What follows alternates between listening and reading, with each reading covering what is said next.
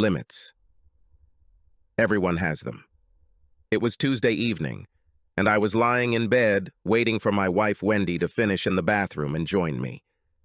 Even though our honeymoon was over, Wendy and I continued to have sex almost every day. I hoped she would be in the mood tonight. I smiled to myself as she strutted into our bedroom. She was naked and looked damn sexy.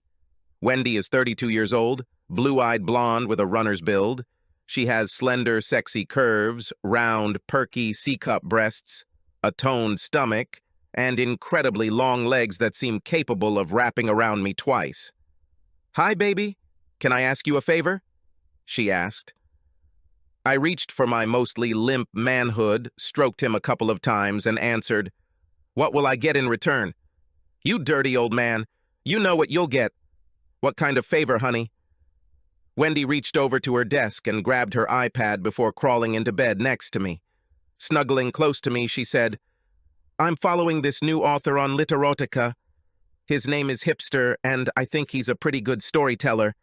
I read a story he published a few months ago, Joy Meets Her Bull, and I thought it was cool. Would you mind reading so we can talk about it?" Wendy handed me her tablet, and I opened the page. I didn't tell her that I'd read a few of Hipster's stories and wasn't particularly impressed. His stories didn't have a lot of sex, and those stories that did have sex scenes were childish and very unrealistic. I quickly skimmed to the end of the first page and was thrilled to see that I only had to read 2 pages of his ramblings. As I began to read, Wendy trailed kisses down my body and began to caress my now-erect male instrument. Continuing to caress, Wendy said, "Tell me when you get close to the end." The story was incredibly stupid and centered on a rich, dominant black man and his online seduction of a white couple into the cuckold lifestyle. As is usually the case with this kind of nonsense, the 50-year-old bull had a huge blackmail tool that could stay hard for hours. The white husband was a weakling with a pinky tool and an insatiable desire to drink another man's seed while caressing his wife's private part after she had been used. The white wife was a woman with great intelligence combined with sexual innocence and the body of a porn star who wanted to be used like a slut. Under normal circumstances, this kind of story would not have excited me even after a week of fishing with my buddies, but this was not a normal circumstance. In this case, Wendy relentlessly caressed my manhood with her plump red lips. I was hot and horny, and Wendy kept me on the edge of climax. When I noticed that I had a few paragraphs left to go, I said, "I'm going to finish the story." Wendy straddled my body and began to bounce on me while caressing her body with her hands. Instead of reading the whole story, I threw the iPad aside and grabbed Wendy by the waist. Soon, we both reached our climax. Satisfied for now, Wendy collapsed onto my chest. I rolled us over onto our sides, and we cuddled together in post-climax bliss. "Will you do something nasty for me, baby?" "It will be so hot," Wendy whispered in my ear a few moments later. "Nasty and hot? What do you need, my love?" "I want you to caress me," Wendy begged. "Can you caress my private part now, please? For me?" Her big blue eyes looked at me intently. Since our relationship began, we have had wild sex hundreds of times, and before having sex for the second time, we caressed each other's private parts. I didn't mind the taste of the seed as long as it was my seed. "What's the matter, Wendy?" "Don't overdo it, my love," she answered. "Please caress me and make me climax again." "Is this just about you and me, Wendy? Have you fantasized about having sex with some other guy and wanting me to fondle you afterwards?" "No. I promise," she said. "This story has turned me on, and I just want to reach the climax while you do it." For me, the key words were, "I promise." I have never seen Wendy suppress the truth, much less lie to me. I hissed in her ear, "I'm going to caress your slutty little private part until you explode." I did what she asked. Wendy instantly exploded. She arched her lower back and lifted her ass off the mattress and moaned as she climaxed.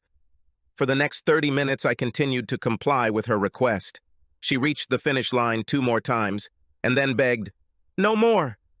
Wendy looked like a rag doll as I changed positions for the second round. Wendy was right. Today's sex was vicious and hot. I exploded after 10 minutes of hard sex. The next couple of weeks passed.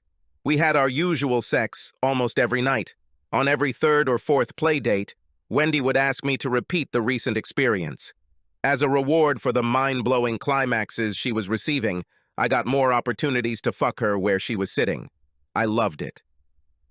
One evening, Wendy and I had finished dinner and were cleaning the kitchen. I had just turned on the dishwasher when I noticed she was opening a bottle of wine.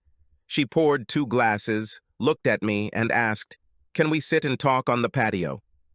Certainly, went. We walked through the backsliding door onto the patio of our home. We sat across from each other at a table in the backyard. I asked, "What happened?" I noticed that Wendy's upper chest and neck area turned slightly red as she said, "I was thinking about that story written by Hipster, and I've read other stories about cuckolds. They really turned me on." When I didn't answer, Wendy asked, "What do you think?" Last week I read an article about dissent on the Literotica website. The story was about a married woman who cheated on her husband. The neighbor discovered her infidelity and framed the cheating slut. She was blackmailed and spent the weekend being gang-sexed by a group of 20 men on a stag weekend. The story was incredibly well written and got me excited. Just because a story excites us doesn't mean we want it to happen. "Stories like this are disgusting," Wendy said dismissively. I replied, "In real life it was disgusting, but as a fantasy story it was cool." After a short pause, Wendy collected her thoughts and asked, "Have you ever thought about the swinger lifestyle?" "Of course," I answered. "Be more specific." Wendy shrugged and said, "I don't know." "Do you have any fantasies about swingers?"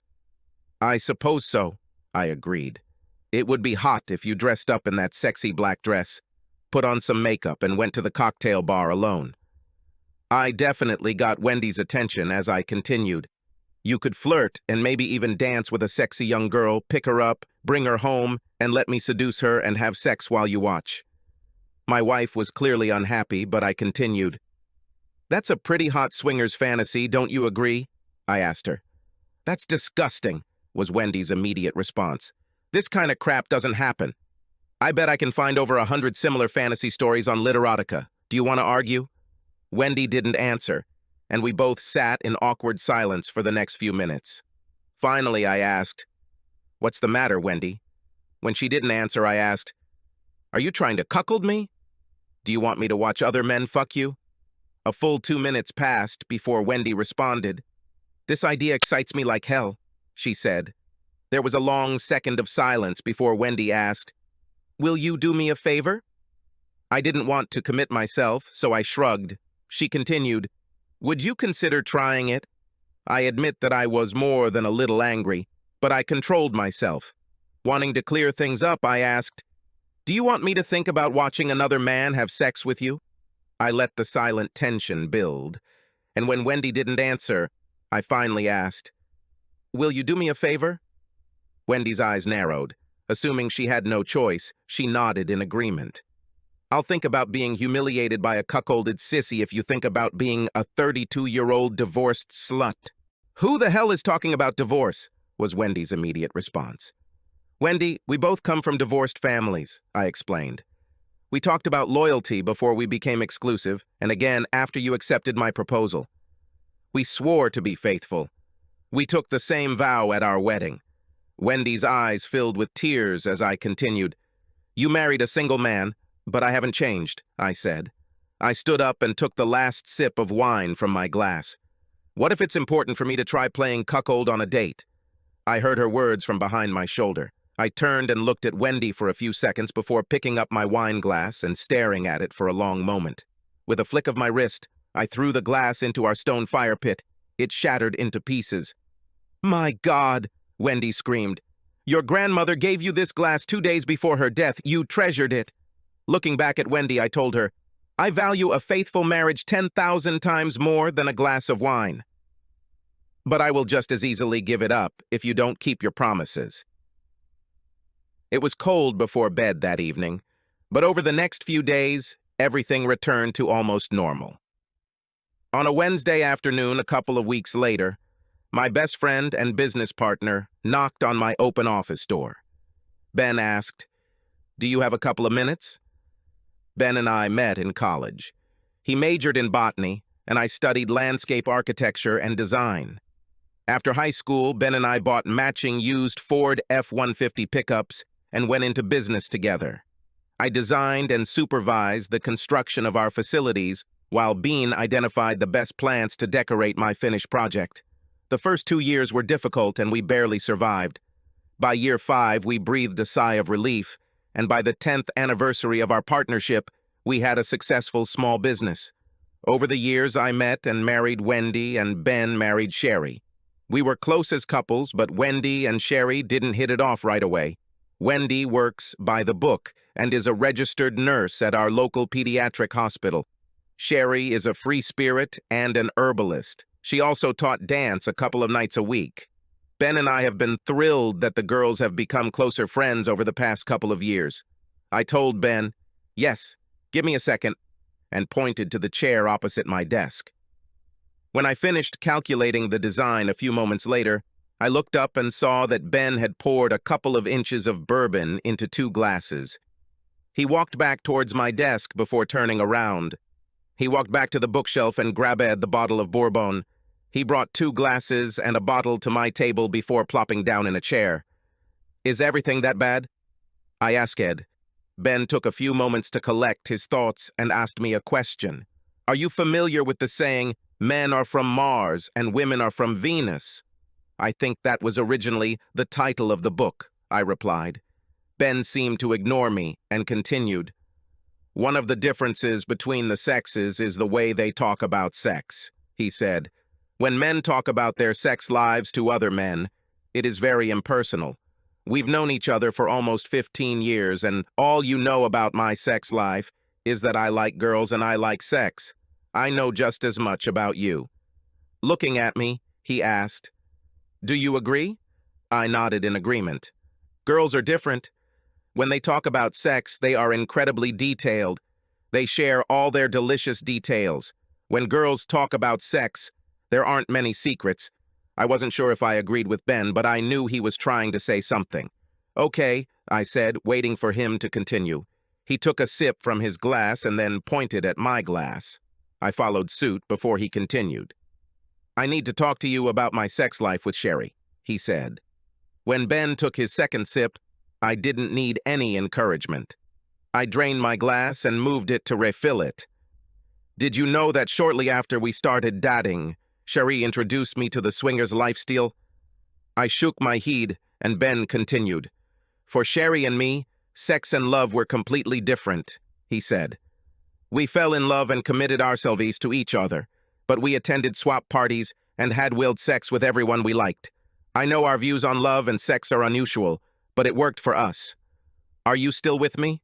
I replied that I was listening, and Ben continued. "Over the past few years, we have changed the situation a little. We're still regular members of a couple of swinger groups, but we're learning the hot wifey dynamic. Do you know what this is?" It started to dawn on me what Ben wanted to talk about. "Yes," I told him. "Sherry dates other guys and has sex with them." "Do you think I screwed up?" Ben asked. "Honestly, I don't care what 2 or 5 or 25 consenting adults do." "I really don't care," I told him. "But you should know that this kind of shit is not for me." Ben nodded in agreement before I even finished. Sherry was talking to Wendy about playing hot wife and cuckold. Over the past couple of months, Wendy's interest had gone from slightly amused to hypnotized. I told Ben about the incident after reading Hipster's story and told him about our fight on the back patio. I ended by saying, "I told Wendy that I would consider the benefits of playing cuckold if she considered the consequences, including divorce." What was her reaction? Ben wanted to know. I sighed and said, "You just used the word hypnotize. I think that's the perfect word. She's hypnotized." I shocked Wendy when I mentioned the divorce, but I don't think it had a lasting effect. "It's because of Sherry's influence. Ben was right. I felt lost." "We're going to have dinner and a dance on Friday," Ben reminded me. "I think the girls are planning something." My emotions quickly changed from confusion to royal rage. What the hell are they going to do? I don't know. I would tell you if I knew. It just makes my stomach achy that they're taking steps to get you interested in dating a hot wifey. I'm going to cancel Friday night, I said, anger rising in my voice. This is bullshit. We both took a sip of our bourbon before Ben said he had a proposal. My dead eyes glared at Ben. He shrugged and said, I would consider letting their plan go ahead. Don't put off the inevitable. Let's face it. I considered Ben's offer.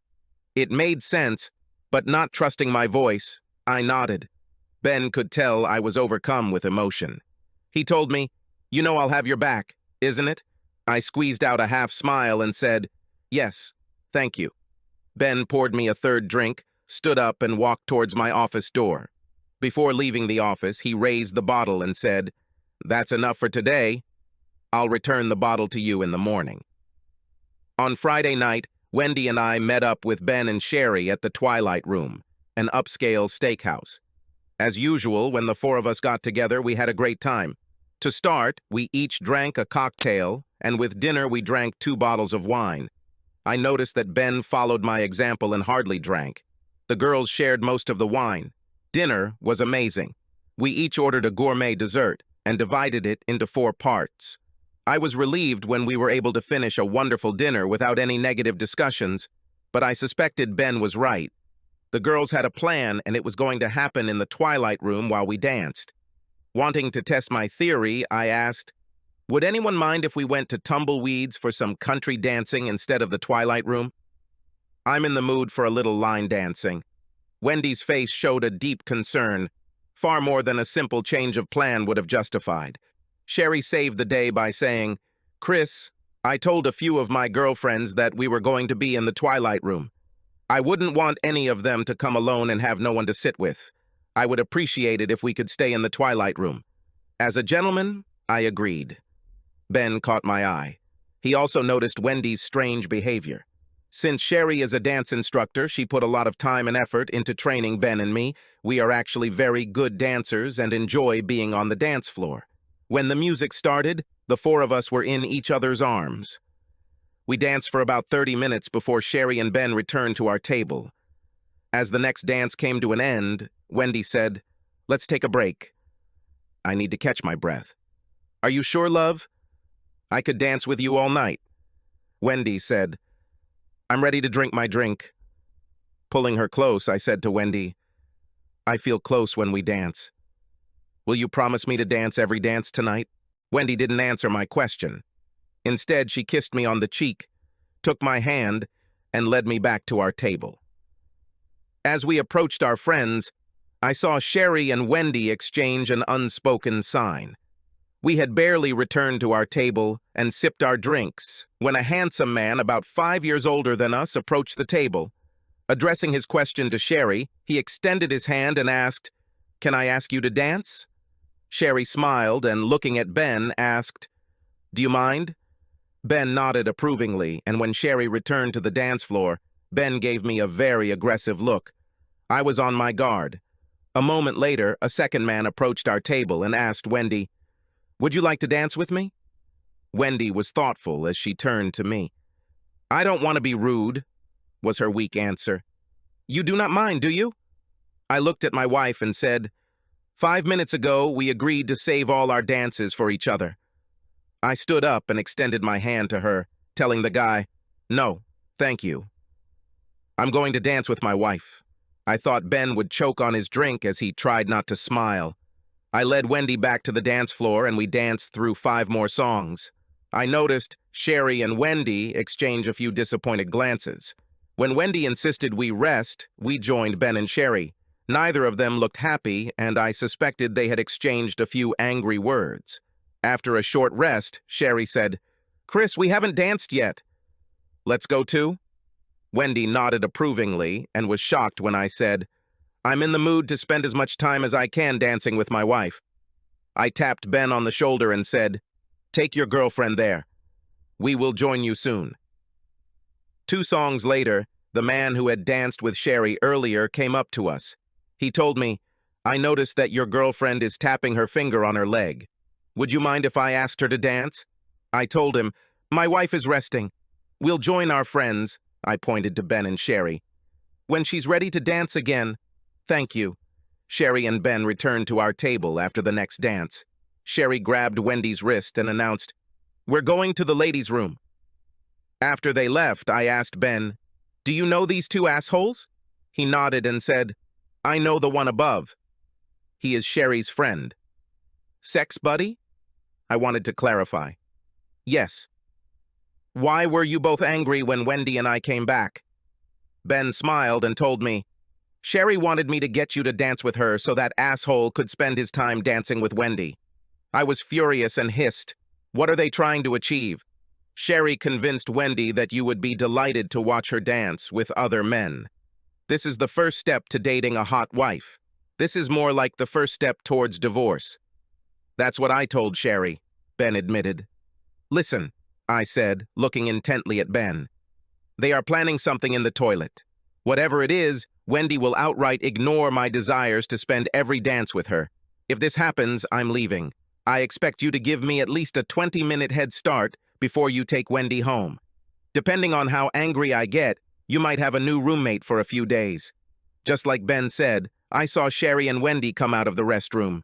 When they got to the dance floor, Sherry took Wendy's hand, led her onto the dance floor, and they began to dance together. Ben and I have seen them dance together many times. They were damn sexy. Most nights I would enjoy watching them from my seat, but tonight was not that kind of night. Like sharks smelling blood, the two idiots approached the girls and joined them in a fast dance. They're going to stay there until the next slow dance, right? Frowning, Ben said, "That's my guess." I watched 2 more fast dances in which all the participants were talking to each other, keeping a respectful distance. As the next slow dance began, each woman melted into the arms of her partner. I looked at Ben and reminded him that I needed a 20-minute head start. Wendy was wrapped in an intimate dance hug as I stood up, put on my sports jacket, and headed for the door. I never looked back. I intentionally turned off my phone as I pulled out of the parking lot. I was driving fast, but I didn't want to be stopped. I returned home and threw enough clothes for a couple of days into my gym bag. When Wendy and I go on a date, she doesn't take her keys with her. I secured the back door with an extra latch and double-checked our windows. I disabled the garage door opener and manually locked the garage door. I knew Ben and Sherry had a key to our front door. They didn't have a deadbolt key, which we only used when we went on vacation. Once the house was locked, I headed to the Marriott Hotel on the other side of town. I didn't sleep Friday night, but instead of tossing and turning, I made a list of things I needed to do if Wendy and I were going to break up. I didn't want to disturb anyone's sleep on a Saturday morning, so I waited until 10 a.m. to turn on the phone and make a couple of calls. I called 2 close friends who were recently divorced and found out the name of the best divorce lawyer. Luckily, she was open on Saturday mornings, and I was able to get an appointment for Monday at 7 a.m. After making an appointment, I checked my messages and found 14 voicemails and 26 text messages. All were from Wendy or Sherry, except for one from Ben. "I'm going to stay in the office until I hear from you." I sent him a reply message. "I can be there in 10 minutes. I found Ben in his office. He looked just as bad as I did. Wendy is panicking. That's how it should be. I have a meeting with a divorce lawyer on Monday." "Damn it," Ben grumbled. "Are you really going to divorce her?" "I don't know what else to do, Ben. At a minimum, I want to know my options." Ben and I sat for another 2 hours. We talked about the possibility of reconciliation. However, if that happened, I needed a plan to make sure Sherry didn't continue to influence Wendy. Ben agreed to help me and would be my eyes and ears. When he went home, I suggested, "You can tell Wendy that we can talk. Tell her she can come to my house after her shift at the hospital on Monday. Then we'll talk."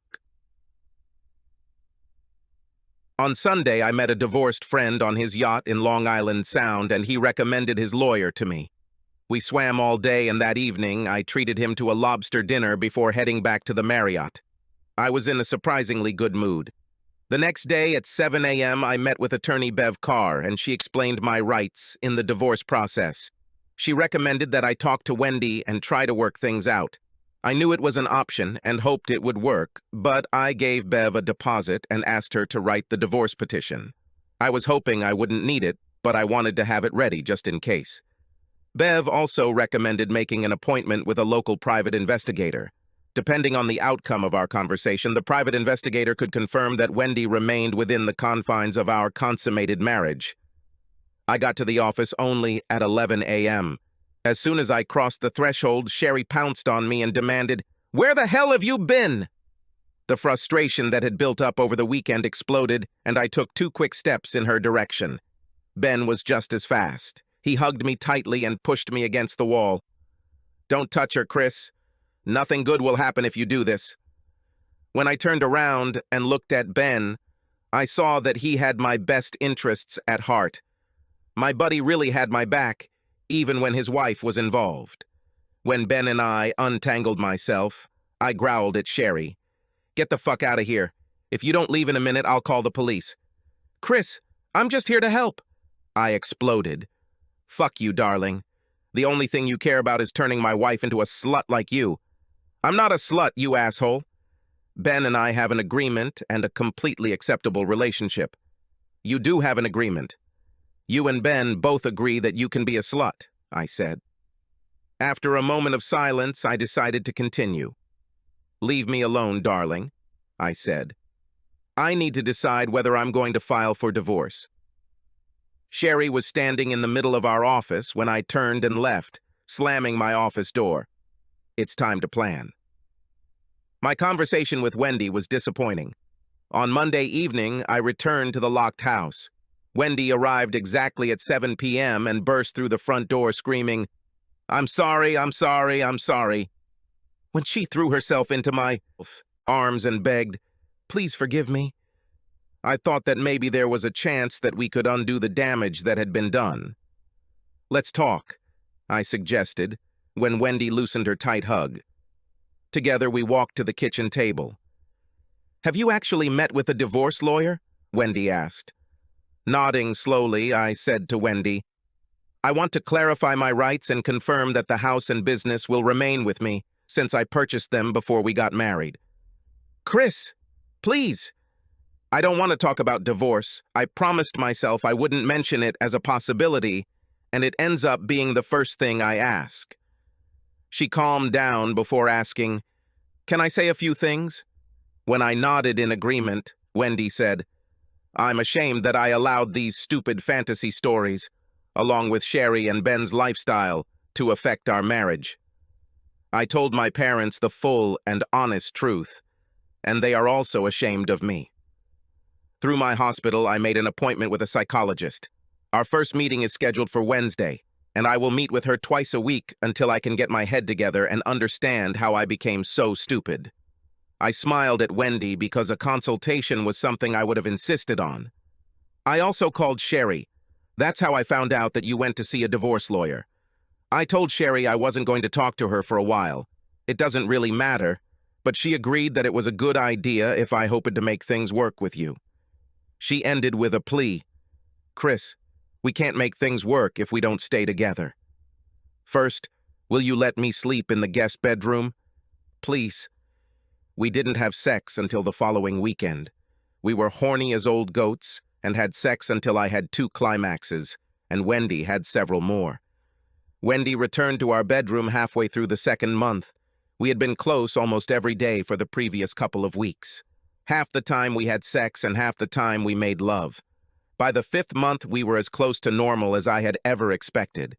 I was completely happy. It was a pleasant surprise. One day, I pulled into our office parking lot, and as I was getting out of my truck, Ben came out of the office door. With a shrug, Ben indicated that he wanted me to follow him.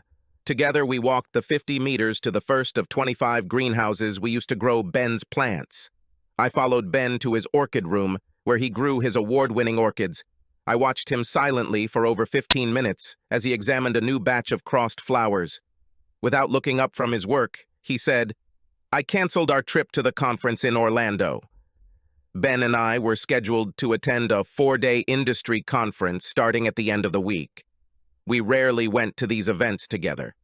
More often than not, they would either cover the manufacturing side of the business, and Ben would be there, or the construction side, and I would attend. This year, it seemed like a good combination, and Ben and I had been talking about the trip for weeks. I had a bad feeling when he continued. Sherry and her last asshole thought I was asleep last night, he said. They were talking about the dinner Sherry is having at my house on Friday while we're gone. Wendy will arrive, and with her the second asshole. I was surprised by my emotions. I was angry, but it wasn't the fierce anger I had been 6 months ago. Instead, I was mostly tired, sick and exhausted. I took out my phone and called Bev Carr, my lawyer. Surprisingly, I was able to talk to her immediately. I was able to confirm that a petition for divorce had been prepared. I told Bev that I would arrange through the process server to have the documents collected in the next few days. Just as I was about to pass out, Ben said, "Let me talk to her." I listened as Ben introduced himself. He told Bev that he wanted to prepare the divorce papers and that he needed them ready by the end of the week. Apparently, Bev agreed and told Ben to come to her office immediately. This week, Wendy worked the 4 p.m. to midnight shift. Staying away from the slut wasn't hard. On Wednesday, she wrote, "I haven't heard from you or seen you for 2 days. Are you okay?" I waited until her shift started. She was not allowed to use a cell phone, and answered, "Busy." Wendy tried to call on Thursday morning. I ignored the call, and she didn't leave a voicemail but did send a text message. "Come home for lunch. We can have some quick sex before you go to the airport." I waited until 1:30 before sending a reply message. "I'm leaving for the airport from my place of work." She called 3 times in a row. I ignored every call and didn't listen to the voicemail she left after the 3rd call. Other than sending her a message saying we had successfully arrived in Florida, which was a lie, I ignored all messages from Wendy. On Friday afternoon, we were sitting at our neighbor Ben's dinner table. The neighbor was away on vacation, but agreed to give Ben access to his home. Ben and I were sitting with our private investigator, Lou. The 4th person at the table was my old friend Larry Baxter. Larry is a sergeant in our local police department, and he agreed to serve the divorce papers. We had a significant advantage when Larry was on our team, since he was 190 centimeters tall and weighed 120 kilograms. He was a giant. We had 2 laptops on the table connected via Wi-Fi 2, audio-visual cameras strategically placed throughout Ben's house. We watched as Wendy arrived at 5:30 p.m. The slut was wearing my favorite blue strappy dress. She couldn't wear a bra with her dress, and I suspected she wasn't wearing panties either. These idiots arrived in different cars, but they coordinated it so that they would arrive at the same time. The first part of the evening was the dinner party. They talked in the living room and drank cocktails and wine. Sherry served a delicious shrimp pasta that I have tried many times over the years. As dinner progressed, the conversation got a little dicey and then dirty. When cherry pie and ice cream arrived for dessert, the conversation turned lewd. At one point, we heard Sherry ask Wendy, "Who would you like to be your partner for tonight?" She replied, "Since I'm only going to do this once, I think Bill, and then John." Sherry clapped her hands, and Bill and John clapped and high-fived each other. When Wendy continued, everyone in both houses was surprised. She said, "And after that, Bill, John, and Sherry are together." Wendy smiled proudly as her new friends continued to cheer. We immediately left the neighbor's house and were entering Ben's house less than 90 seconds later. Ben headed to the dining room first. Sherry was the first to realize what was happening and moaned, "Damn!" The 2 idiots were grinning like idiots until they saw Larry walk into the room wearing a size XXXL police uniform. Wendy's eyes were as round as saucers, and her jaw dropped as Larry approached her. "I'm sorry to have to do this, Wendy, but you're officially served." Wendy's eyes darted between Larry and me as he placed the documents in front of her. Larry tried to continue, but Wendy was confused. Finally, in a loud voice, Larry said, "Wendy!"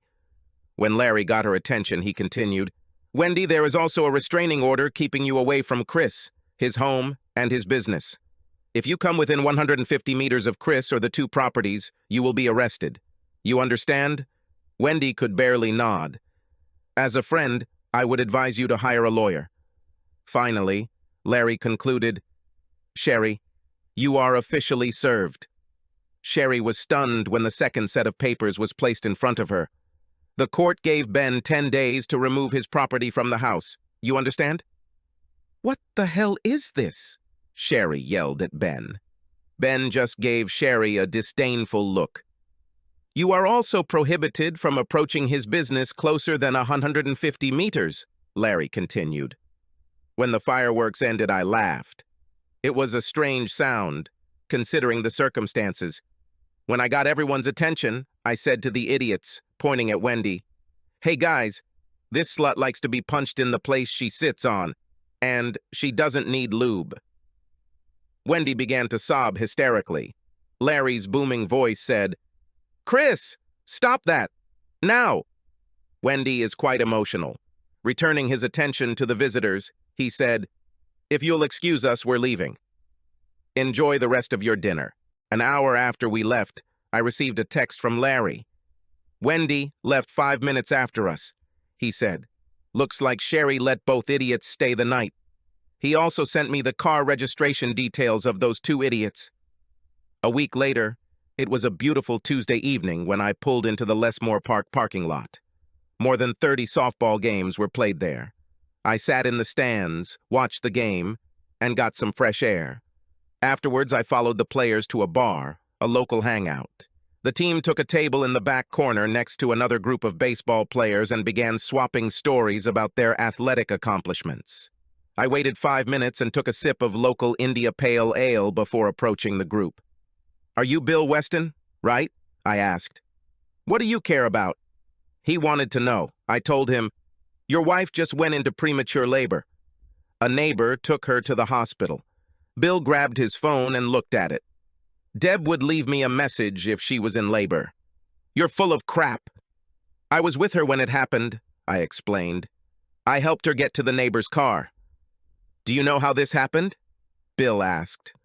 I pulled the flash drive out of my front pocket. I showed it to Bill before throwing it to him. I said, "She went into labor when I showed her the video of you having sex with Sherry Wilson. She never made it to the third video. The one you're on, you have Sherry, is paired with her boyfriend, John." I tossed the second flash drive to John Malloy and told him, "Your wife, Jane, wants me to tell you don't come home. She's going to serve you with divorce papers sometime next week." "You're the cuckold from Sherry's house," John said, finally recognizing me. "I'm not a cuckold. I handed this slut the divorce papers before she let you into the cesspool between her legs. But your actions led to my divorce, just as my actions today will lead to yours." "You bastard," John growled, rising to his feet. Bill stood up too, along with a couple of his other teammates. Before they could start anything, we heard, "Gentlemen, are there any problems?" All 6 or 7 of Larry Baxter's men came up to me. He continued, "I am an off-duty local police sergeant." He looked at me and winked. "It looks like you're not welcome here," he told me. "It's probably better if you leave." I answered, "Yes, sir." And heading towards the exit, I heard Bill shout, "We're not finished, asshole. I'm going to hunt you down and kill you, bastard." The last thing I heard as I left was, "I am placing you under arrest." Another week later, on a beautiful spring Saturday morning, I was sitting in my kitchen, sipping coffee, when the doorbell rang. Wendy stood on the porch with 3 men. "Hi, Chris," Wendy greeted. "Thanks for lifting the restraining order so I can get my things." "Hello." I nodded in response. Wendy extended her hand and tried to hand me a couple of pieces of lined paper. "This is a list of what I would like." "Take whatever you want," I said over my shoulder, heading back to my coffee mug on the kitchen table. I was sitting on the back patio when I heard the sliding door open about 30 minutes later. Wendy stood in the open doorway, holding our wedding album. "Do you want to share our wedding photos?" She wanted to know. "No, thanks, Wendy." "I meant what I said. Take whatever you want. I really don't care." There were tears in her eyes as she turned back into the house. It was around 2:15 p.m. when the door opened again. Wendy brought over a glass of wine and a can of the same local craft beer that was on the table. Placing the glass of wine on the table, She opened a can of beer and poured it into my glass. She asked, "Can we talk for one beer?" Wanting to be an asshole, I took my glass and drank the beer in one gulp. I was stunned by the level of surprise and sadness in Wendy's eyes. When she started sobbing, I said, "Stop crying, Wendy. Can we talk?" I got up and went to the kitchen. After filling the ice bucket, I put the open bottle of Chablis in it, along with 2 more bottles of beer, and returned to the patio. As I sat down, Wendy said, "I've never had sex with them." I sighed and told her, "You've been scheming, lying, and cheating on me ever since you made me read that stupid story. The only reason you didn't have sex is because I caught you." While Wendy took a healthy sip of wine, I asked, "Tell me about seducing Sherry." "Sherry didn't try to seduce me. She didn't just try, she managed to seduce you," I answered. "Besides not making you spread your legs in front of her asshole friends, she seduced you in all other ways." "Chris, I don't want to argue." "I'm not arguing," I objected. "I'm just telling you how I see things. Letting Sherry seduce you was 10 times worse than being seduced by a man." Wendy looked more than a little confused, so she asked, "Will you tell me what you're thinking?" I waited a few seconds and took a long sip of the cool beer. "I would be devastated if you allowed a man to seduce you. I imagined our first flirtation together at work, at the gym, or wherever. Eventually, flirting would turn into attraction, dating, and finally intimacy. It would destroy me and our marriage. But I understand how someone could be seduced into an affair. But that's not what Sherry did," I continued.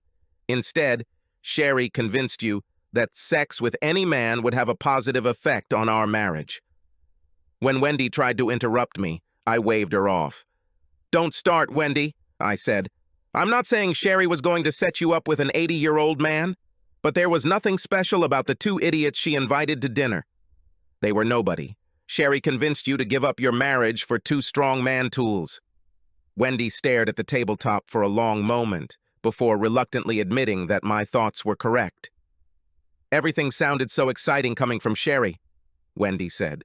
"She talked about the anticipation of swingers' parties and all the crazy things she was exposed to, too. Sherry admitted that she liked dating the hot wife even more.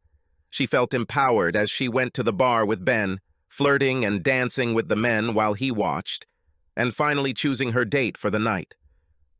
"That's what I'm getting at, Wendy. Sherry went to those bars and picked up a man she didn't know," I said. "On those dates, every man was better than Ben.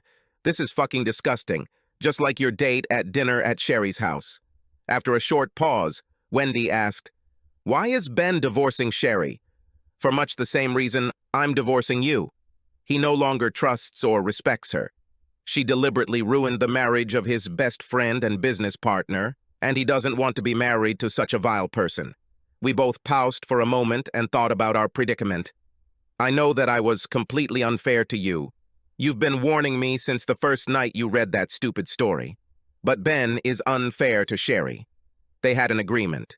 I shrugged and told Wendy, "They did have an agreement, but it didn't include ruining my life.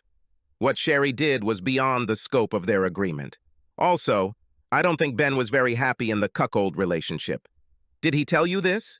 Wendy wanted to know. I admitted, "No. But can you imagine a man getting sexual satisfaction from watching his wife have sex with another man?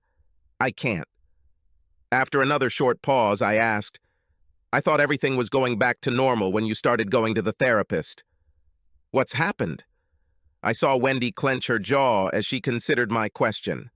Finally, she told me, "I haven't spoken to Sherry for several weeks.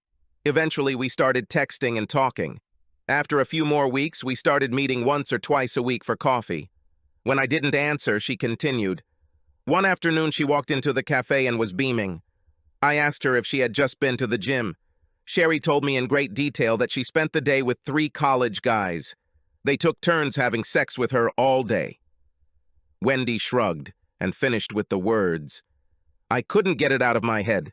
My friend was the embodiment of literary fantasy." "Thanks for your honesty, I guess," I replied. I still find it difficult to come to terms with the fact that my idiocy led to 2 divorces. 2? I laughed pretty hard.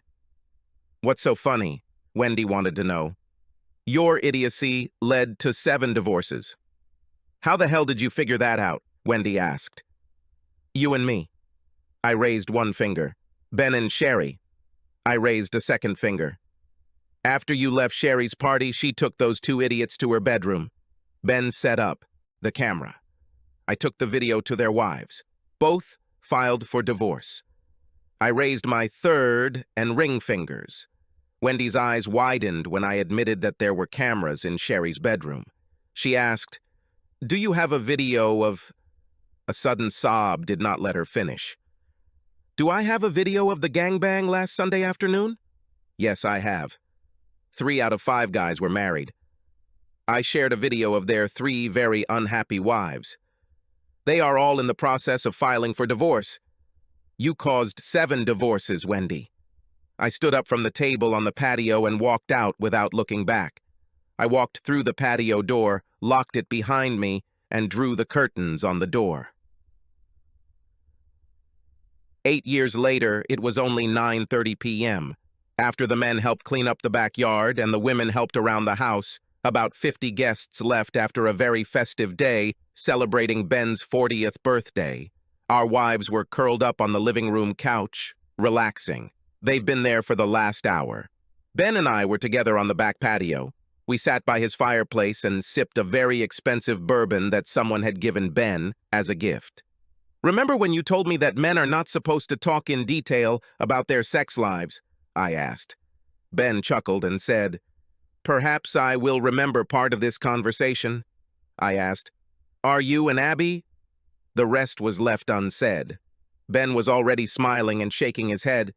"We are faithful to each other and monogamous."